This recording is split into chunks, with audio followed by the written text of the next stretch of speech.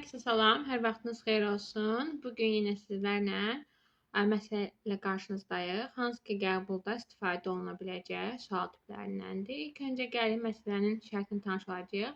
A və B məntəqələr arasındakı temperatur fərqi 15 dərəcə Selsidir. A və C arasında təzyiq fərqi isə 275 mm civə sütunu olarsa, C məntəqəsinin hündürlüyünü tapın. İlk öncə nə edirik? Bunu yadda salaq. Əgər temperatur görürsə A ilə B arasında, düzdürmü?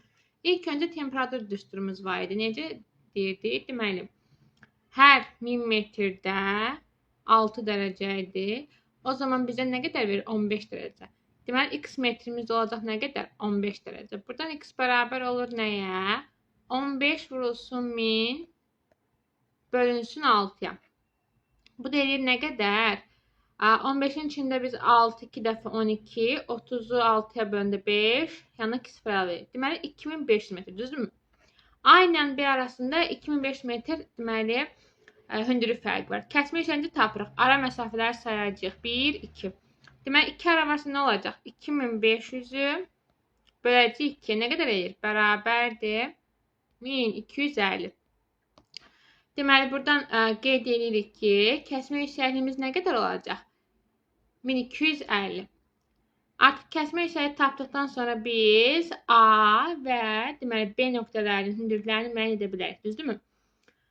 Elə isə qeyd edirik. Baxın, deməli, dedik ki, kəsmə yüksəkliyi oldu nə qədər?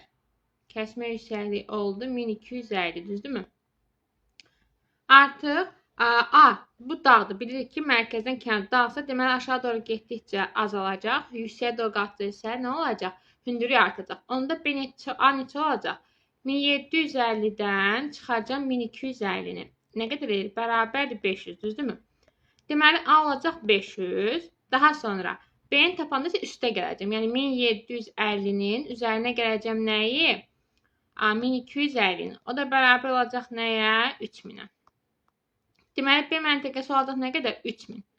Bunu tapdıqdan sonra məsələnin ikinci şərtində bizdən nə istəyir? Gəlin, indi onlara biz aydınlaşdıraq. Deməli, bizdən deyir ki, A və C məntəqələri arasında təzyiq fərqi isə 275 mm-dir.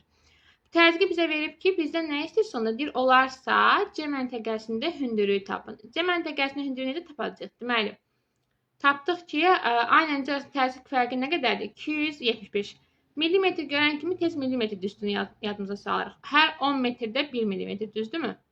O zaman, deməli, x metr olacaq nə qədər? 2275 millimetr. Bu da nə qədər edir? Ona vururuq. 2750 metr. Deməli, A ilə C arasında fərq nə qədər imiş? 2750 imiş, düzdürmü?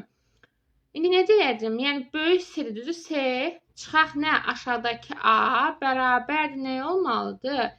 2750-yə. Çünki aradakı fərqi biz C-ni tapırıq. Buradan A-nı bilirik, düzdürmü? A-nın qiyməti 500. Yəni C çıxaq 500. O da bərabərdir 2750-yə. Buradan C-ni tapmaq üçün nə edəcəm? 2750 üstə gəlinsin nə qədər? 500. Alıram cavab nə qədər? Deməli, 0, 5, sonra 2, 3. 3250. Deməli, sualımızın düzgün cavabı olacaq nə? A variantı 3250. Bu sualın izahından bu qədər. İnşallah növbəti test izahlarının izahında görüşmək ümidi ilə hələlik.